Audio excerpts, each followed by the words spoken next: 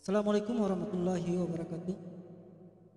Selamat datang di tahun baru kurikulum 2022 bersama dengan karya nyata channel YouTube.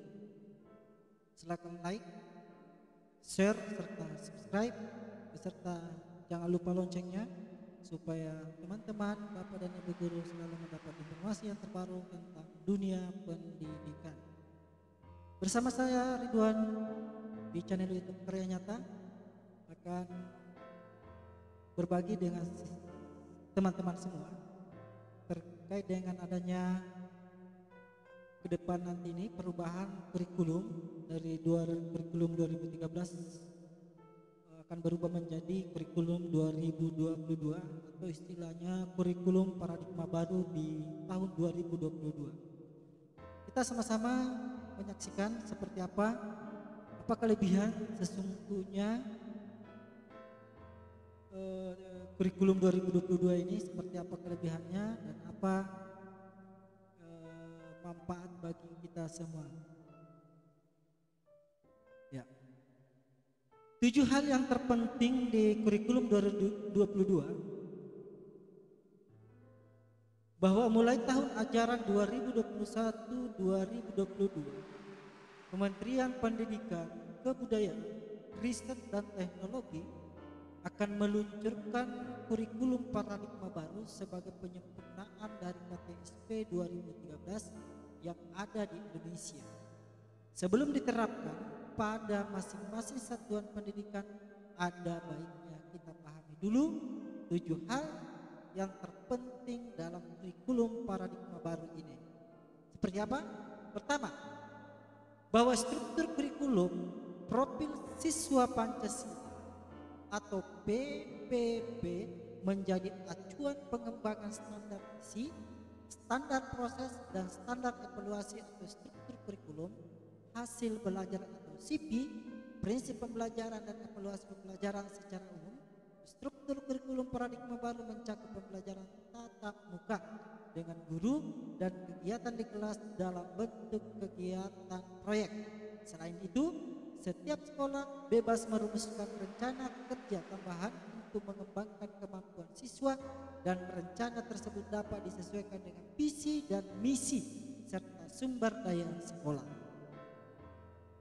Terus yang kedua, bahwa hal yang menarik dari kurikulum paradigma baru adalah jika kita mengenal dunia dua istilah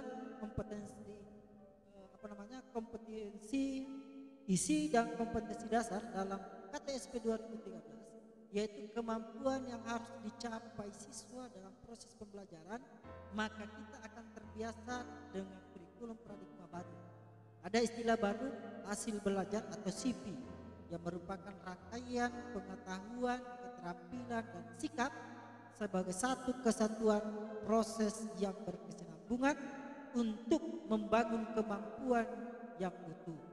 Oleh karena itu, setiap penilaian pembelajaran yang dilakukan oleh guru harus mengacu pada hasil belajar yang telah ditentukan. Saya ulang, bahwa oleh karena setiap penilaian pembelajaran yang dilakukan oleh guru harus mengacu pada hasil belajar yang telah ditentukan.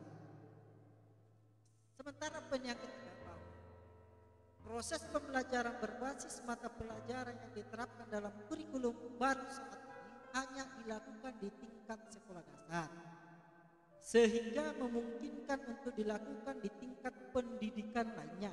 Oleh karena itu, pada jenjang SD kelas 4, 5, dan 6 tidak harus menggunakan metode tematik dalam pembelajarannya, atau dengan kata lain, sekolah dapat menyelenggarakan pembelajaran berbasis mata pelajaran.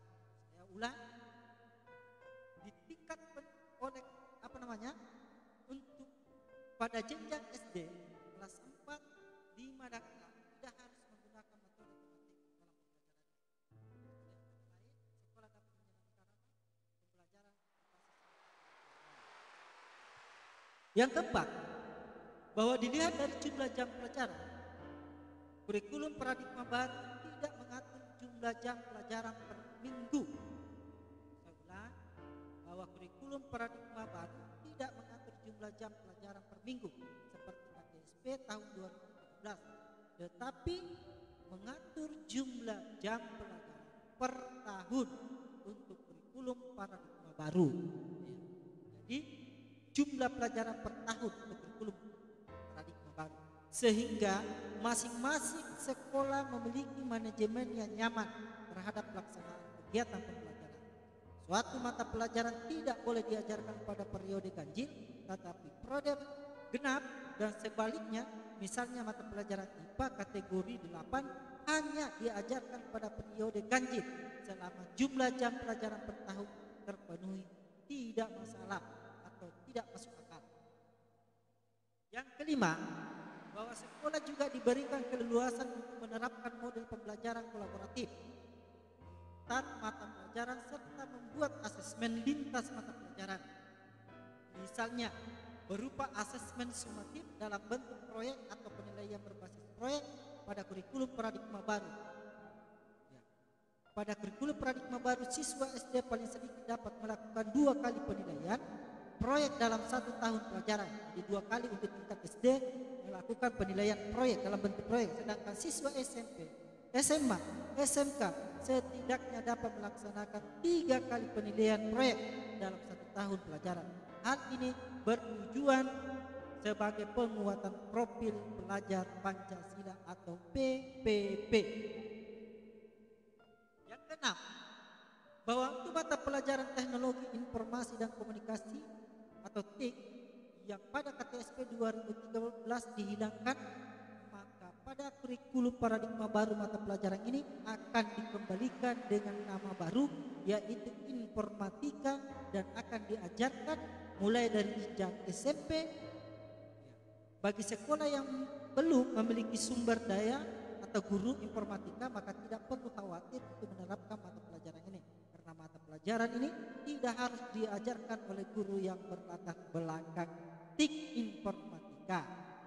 Ini maksudnya dulu kurikulum KTSP dihilangkan, ya, atau ditiadakan, tetapi ada juga teman-teman yang masih menggunakan TIK ini. Ya.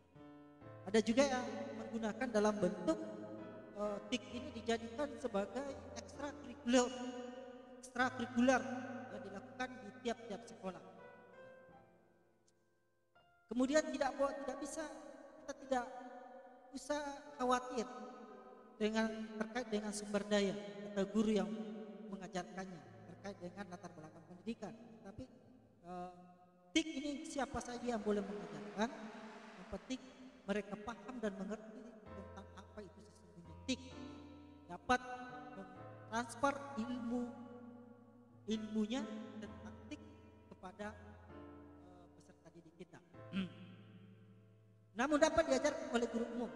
Hal ini disebabkan karena pemerintah melalui Kementerian Pendidikan Kebudayaan, Riset dan Teknologi telah mempersiapkan buku pembelajaran informatika yang sangat mudah digunakan dan dipahami oleh pendidik dan peserta didik. Ternyata Kementerian Pendidikan memfasilitasi menerbitkan buku tentang informatika ini, yang mudah dipahami, dapat digunakan, kemudian mudah sekali dicerna oleh anak-anak peserta didik kita.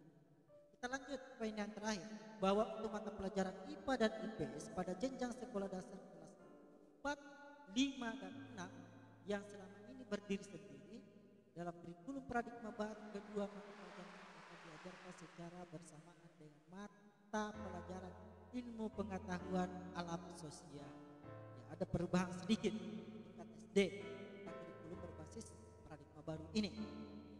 IPA dan IPS dulunya berdiri sendiri, sekarang sudah disatukan, istilahnya ilmu pengetahuan alam sosial, IPAS.